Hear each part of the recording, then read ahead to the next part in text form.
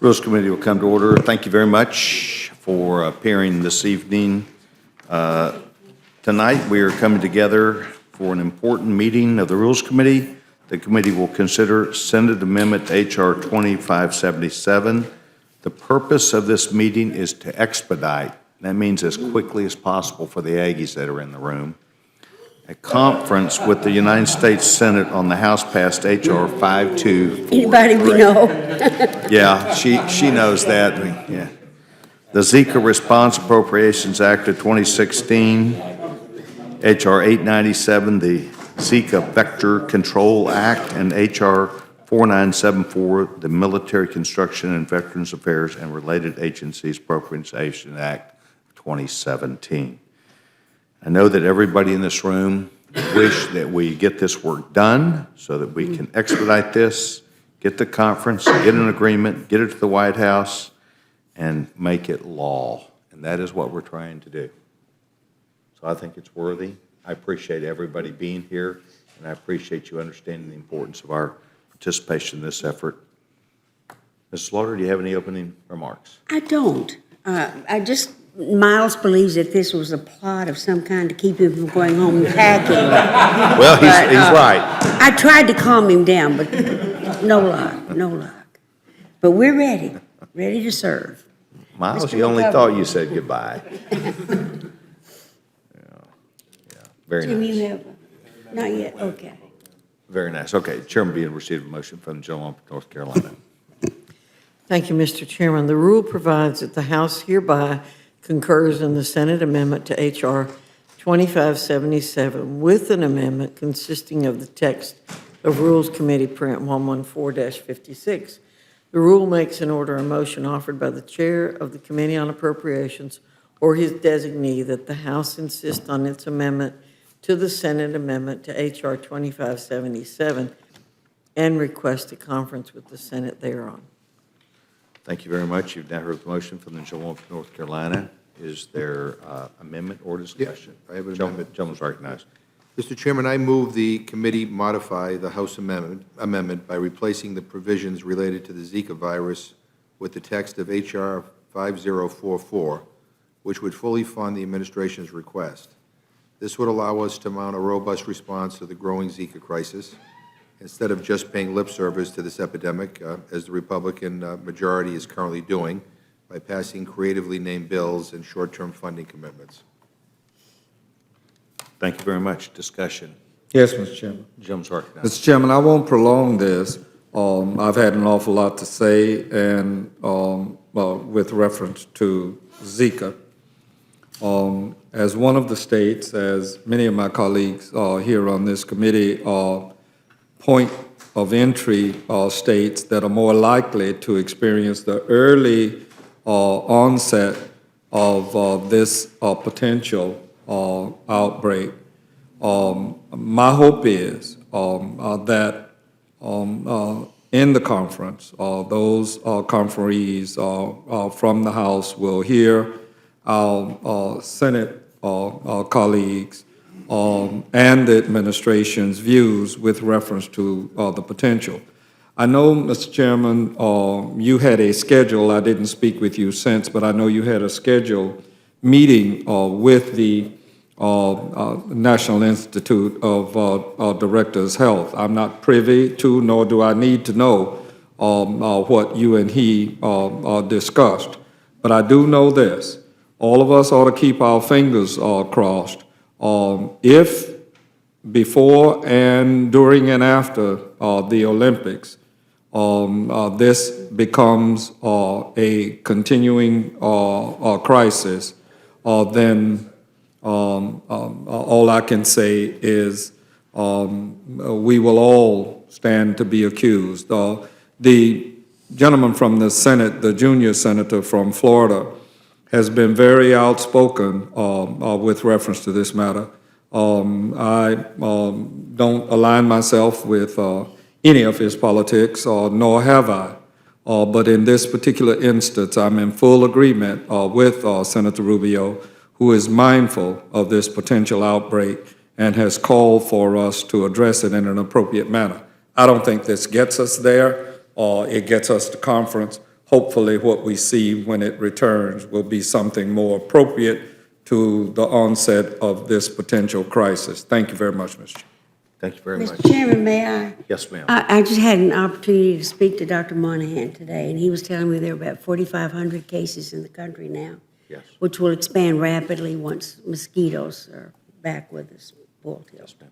Dr. Moynihan is the house physician Yes. and with the United States Navy, and a man who stays up with not only our current needs, but also looks at the nation also. Well, I really think we're facing a major crisis that we're not prepared for. Yes, sir. Yes, ma'am. It is true that on Monday morning, I had a chance to invite a good number of people, members of Congress, up in my office right next door to hear from the director of the NIH as well as the head of infectious diseases from the NIH. And Mrs. DeLauro and Mrs. Schakowsky directly addressed the issue of funding with the director.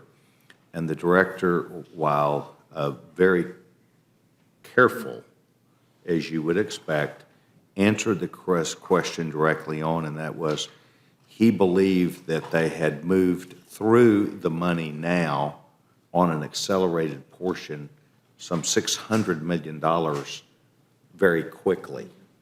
We had, as you remember, only weeks ago, talked about how there was some $600 million in the account.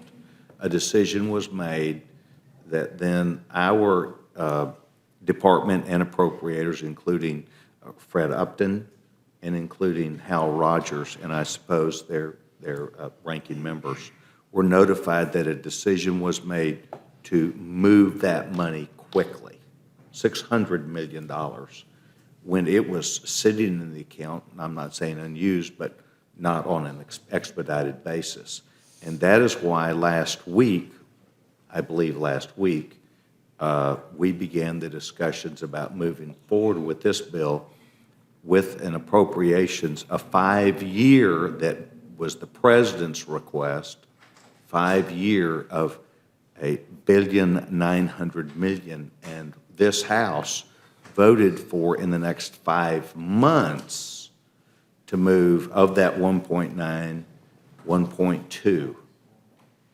And the director of the NIH stated quite equivocally he believed that based upon what he saw, it was for the next 5 months more than adequate, but that he felt very secure that appropriators and people in the House and the Senate could move rapidly. And so I will back this up and tell you the $600 million was moved expeditiously and allowed to. The $1.2 billion of the $1.9 billion that the president asked for 5 years is good for 5 months. And if any time, in my opinion, that the investigators, those people that are on the front line that are involved in this battle, not us as members of Congress, but those people that are on the front lines, in particular, through their core of advocates of looking at healthcare across this country, I will bring us back and we will move what we need to do. Now, right now, we're trying to follow what they want to do. They're the ones that are doing this, but we're trying to work with them. And he unequivocally says, I believe I have an agreement that if it gets worse, if we need more money, we come back. But right now, we've advanced a lot of money. Does that help? It does, Mr. Chairman, and I appreciate that. It doesn't address the fact that we are offsetting an emergency, which has some precedent to it. But I appreciate very much the comments that you've made. I still keep my fingers crossed. I live in addition to Margaritaville, I live near Mosquitoeville. And I represent the Everglades, where we have, without Zika, enormous problems dealing with encephalitis, a variety of neurological diseases every year from mosquitoes. So I guess maybe I'm hyper concerned, but I appreciate your comments and I thank you very much for it. One last point, and then I'd like to defer to the gentleman from Louisville, Texas, who helped lead the meeting. And that is, at any point that Mrs. Slaughter or any member of this committee asks me, I will bring and ask, because they offered the director of the NIH or the head of the infectious diseases up here to address us directly, point blank, where you may ask any question, but that they would give us a full update. And if you'd like, we can schedule this for a month from now or at some period of time that is before we were to go out in July. So I just want you to know I'm very open to the sensitivity that every member of this panel has, because I too care about people. If I could, I'd like to ask the gentleman if he'd like to add to this. The gentleman attended the meeting and was in the center part of all the discussion. Does the gentleman seek recognition? Thank you, Mr. Chairman. Yes, sir. Gentleman's recognized. I will, since you asked, and I appreciate you calling this meeting this evening. I think it underscores the seriousness with which you take this situation. But as I said the other day from this dais, it's hard for me to believe that we have to behave as if the world is on fire, but the regulatory agencies are perfectly okay with business as usual. And that is where the disconnect is. Are they serious? If they are serious, where is the emergency use authorization request from the Food and Drug Administration to put sterile mosquitoes in my state and your state, Mr. Hastings? Where is it? It's business as usual. These mosquitoes have been under review since 2011 when they were originally developed for dengue fever. It would be the same mechanism applied to the mosquito that would carry the Zika virus. The finding of no significant impact was recently released, but my understanding it will be as late August or early September before the actual testing will begin. So where is the urgency on the part of the regulatory agencies that we also fund? I will believe the administration when there is a fast tracking of the laboratory developed tests that are currently being used by hospitals in Houston, and yet they get letters from the Food and Drug Administration that are not cease and desist letters, but doggone it, they read like cease and desist letters. This is the problem that I have. The administration is not treating this seriously. They want to make it a political issue. Sure, it's fun to blame Republicans for everything under the sun, but I'm sorry, I need to see some semblance of some molecular motion on the part of the administration. Right now, I'm not. It's business as usual. Let the bureaucracy plod along and do its usual stuff. And we then are the bad guys because we won't send dollar after dollar after dollar into this vacuum that has so far produced nothing. So thank you, Mr. Chairman, for the opportunity. And I did say it the other day, and I'll say it one more time. I will also believe people are serious when the CDC issues a travel restriction, an increased travel restriction for those areas that are affected by this. I'll believe it when the International Olympic Committee talks to our CDC and the World Health Organization, and someone shows me a plan for what we're going to do when 500,000 people go to Brazil in August and September and become exposed to this virus. You talk about letting the cat out of the bag. That is, by definition, that is going to be the sentinel event of what starts a cascade around the world with this. And you stop and think about it, the country of Costa Rica, I read in the paper, said they've encouraged people not to procreate, not to have a child for 1 or 2 years. Can you imagine the effects on our economy if we have 0 births for 1 or 2 years? I mean, the downstream effects are going to be significant and long-lasting. I want the administration to take this seriously. I believe you are, Mr. Chairman. I appreciate that you have us up here in the middle of the night to do this work. I'm anxious to do this work. I would just like to see the administration engage as well. I thank you, and I'll yield back. Thank you very much. I believe the gentleman amplifies the discussions that are really taking place.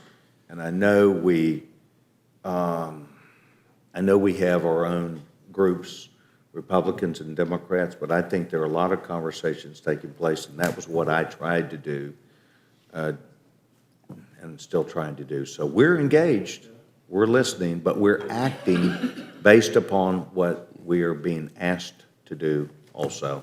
with confidence of working with each other. Mr. Polis?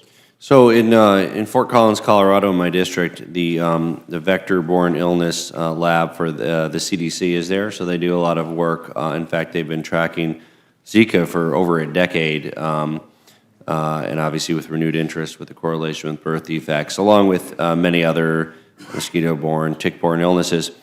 One of the tick-borne illnesses, we have it in Colorado and other states, is the plague, bubonic plague. It caused the Great Plague. It still exists. It's treatable, of course, through antibiotics, but it has to be diagnosed. And they've developed, I should say, we have, this is taxpayer-funded research, CDC, a very simple little test. Wish I had it with me here, but the cost of that test is probably in the order of 50 cents or $1, and it just, it's like a finger prick, and it can detect if somebody's been infected, and a course of antibiotics can be administered quickly. We had one young resident of my district die of the plague last year because he was not diagnosed last year in the year 2015, last summer. We're hoping it doesn't happen again. Because if you don't diagnose bubonic plague, it has about a 50% chance of being fatal. And once it presents the signature late stage symptoms, it's too late to medicate. So thankfully the CDC developed this very inexpensive test, but it hasn't yet been brought to market because of the difficulty and the time involved with approving medical devices.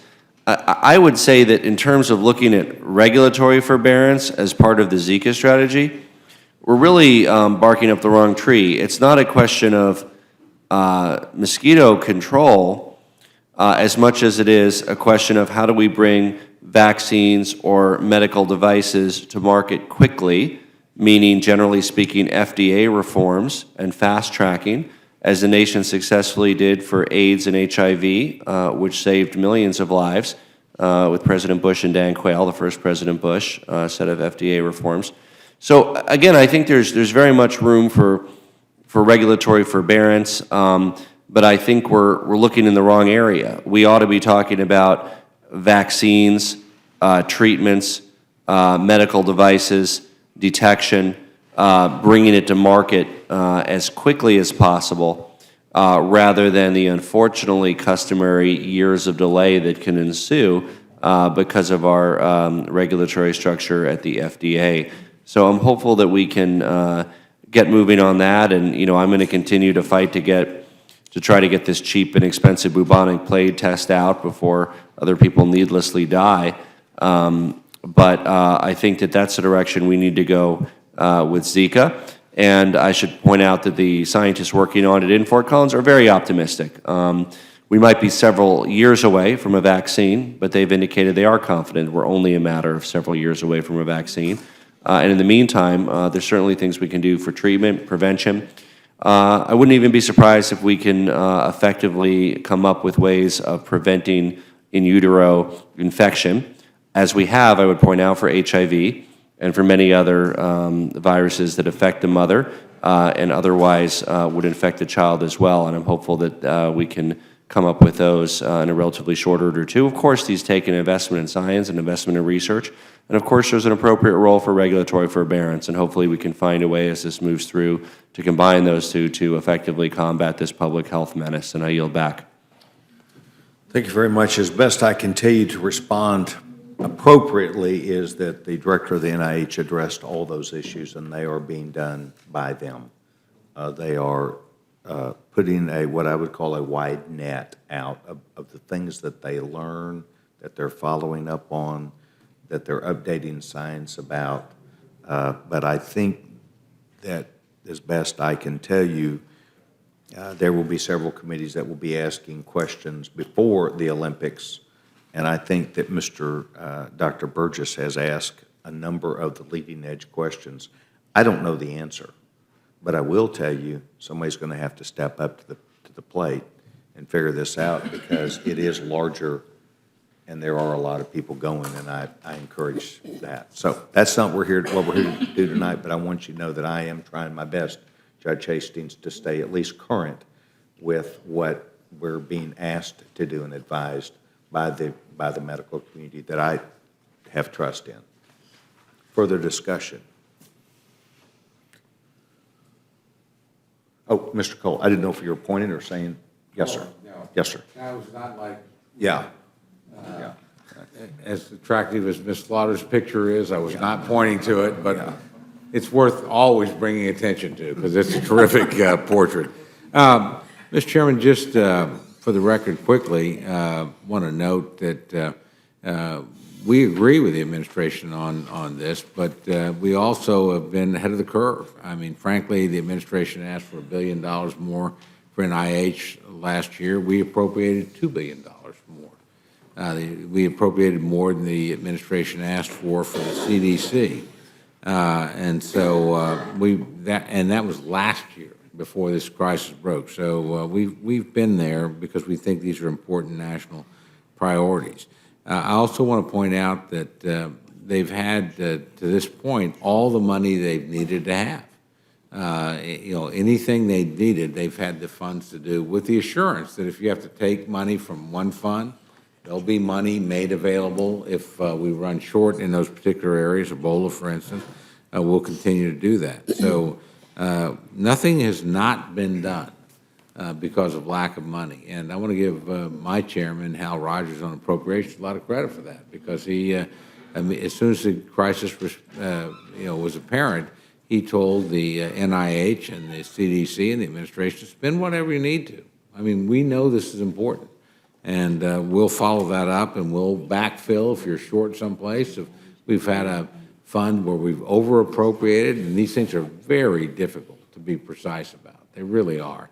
Then let's use that money. But if we need more, we'll do it. So it's extremely important to note that there's nothing to date that has not been done for lack of money, and I think that will continue on a bipartisan basis. That's not a partisan statement. I think we all know it's an extremely challenging crisis, and we'll continue to work with the administration and make funds available as they're needed.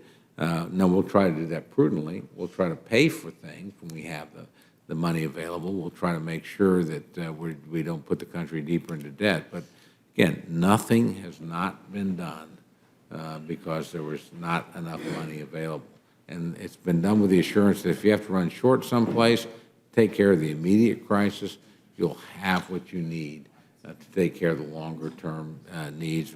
We've appropriated, as you know, Mr. Chairman, money for several years for Ebola. We don't need it today. We need money for Zika today. Let's take some of that money, which we have, and then move from there. So we're going to work with the administration, with the United States Senate. We're going to find a way to take care of this in an appropriate fashion. We're going to pay for as much of it as we can without adding to the national debt. But the preeminent object is to take care of the crisis at hand, and we'll continue to do that. I thank gentlemen. The only word I would add is, and the administration understands the flexibility that's been given with them in order to do that. I think you implied that, but it is true, because the director said that. You have given us the flexibility to go and do what needs to be done. Mr. Chairman, that's an extremely important point to make, and we'll continue to back them up. But it's also important to note we gave them more money last year than the administration asked for. We gave CDC more money, and that was the right thing to do. And we had a lot of Democratic support, by the way. This is not a partisan statement in achieving that. So we've consistently funded the NIH and the CDC above what the administration asked for. By the way, we'll do that again this year. We'll have the labor age bill on the floor and not too far, and I think you'll be pleased to see, because I know the members of this committee are very concerned about that. We'll literally, and I'm not being critical of the administration, they asked for a robust increase. That's appropriate. We'll give them more money, because we think this is actually something that we should agree upon across the partisan divide. We all worry about our constituents. Nobody on this panel is not concerned about pregnant women that are at risk.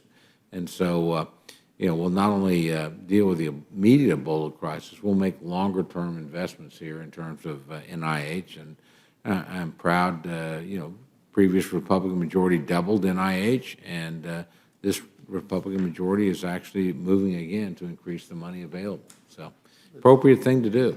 Well, it's something we can agree on, not have to fight over. Mr. Chairman? Yes, sir. So if we just get back to my amendment, I would urge my colleagues to vote yes on this, and we can rationalize all we want what I believe is an inadequate response to this crisis. And the Gentlemen, yield? The administration official, if I could finish my sentence. Certainly. The administration officials that I have talked to have said that the problem about not providing long-term funding here at the level that they're requesting is that it's very difficult to plan, and especially dealing with the private sector, who are expecting to do research and to participate in this as well. But my friends can, rationalize what they're doing all they want. I think that this amendment is appropriate. I'm happy to yield to the gentleman from Oklahoma. Thank you very much. I appreciate my friend yielding. Well, I just point the record to my friend. We did more money than the administration asked for, not less, last year. We did more money for CDC, not less, last year. We've assured them we'll do more money than they asked for this year, and that's outside of Zika. That's not counting Zika. So, and the administration, I think would admit there's nothing they haven't had the money to do that they've wanted to do, and that's appropriate. They should have that money. This is not a predictable crisis. I'm not critical of anybody on this, but I also would make the point that nothing that the administration wanted to do have they been unable to do because of lack of money. And they've had the assurance at every step that they would have additional funds as needed. And, so again, this is a manufactured difference by some quarters, not by the administration, not by other people. And I understand the desire for certainty. That's a reasonable request. I would just point the tracker. We said we would do more. We have. We'll do more again, and we'll meet this crisis. We'll do it together. So, with that, I'll yield back. But thank you, gentlemen, for giving me the time. And I would urge my colleagues to vote yes on my amendment. Further discussion? Seeing none, the vote will now be on the McGovern amendment. Those in favor signify by saying aye. Aye. Those opposed, no. No. Noes have it. Ask for roll call. Gentleman asked for a roll call vote. Ms. Fox? No. Ms. Fox? No. Mr. Cole? No. Mr. Cole, no. Mr. Woodall? No. Mr. Woodall, no. Mr. Burgess? Mr. Burgess, no. Mr. Stivers? Mr. Stivers, no. Mr. Collins? Mr. Collins, no. Mr. Byrne? Mr. Byrne, no. Mr. Newhouse? No. Mr. Newhouse, no. Ms. Slaughter? Yes. Ms. Slaughter, aye. Mr. McGovern? Aye. Mr. McGovern, aye. Mr. Hastings? Mr. Hastings, aye. Mr. Polis? Aye. Mr. Polis, aye. Mr. Chairman? No. Mr. Chairman, no. Clerk will report the total. 4 yeas, 9 nays. The McGovern amendment is not agreed to, not agreed to. Further amendment or discussion? Seeing none, the vote will now be on the motion from the gentlewoman from Grandfather Community, North Carolina. Those in favor signify by saying aye. Aye. Those opposed, no. No. The ayes have it, the ayes have it. Roll call, please. Gentlewoman asked for a roll call vote. Ms. Fox? Ms. Fox, aye. Mr. Cole? Aye. Mr. Cole, aye. Mr. Woodall? Aye. Mr. Woodall, aye. Mr. Burgess? Mr. Burgess, aye. Mr. Stivers? Mr. Stivers, aye. Mr. Collins? Mr. Collins, aye. Mr. Byrne? Mr. Byrne, aye. Mr. Newhouse? Mr. Newhouse, aye. Ms. Slaughter? No. Ms. Slaughter, no. Mr. McGovern? No. Mr. McGovern, no. Mr. Hastings? Mr. Hastings, no. Mr. Polis? No. Mr. Polis, no. Mr. Chairman? Aye. Mr. Chairman, aye. Clerk will report the total. 9 yeas, 4 nays. The motion is agreed to. Accordingly, the gentleman from Oklahoma, Chairman Cole, will be handling this for Republicans, Mr. McGovern. and Mr. McGovern will be handling this for Democrats. I want to thank the committee for our ability to discuss this most important issue in a way that I think brought a bearing upon it that we could all live with. And I want to thank us for sharing the information, our thoughts and ideas. This completes our work for the evening.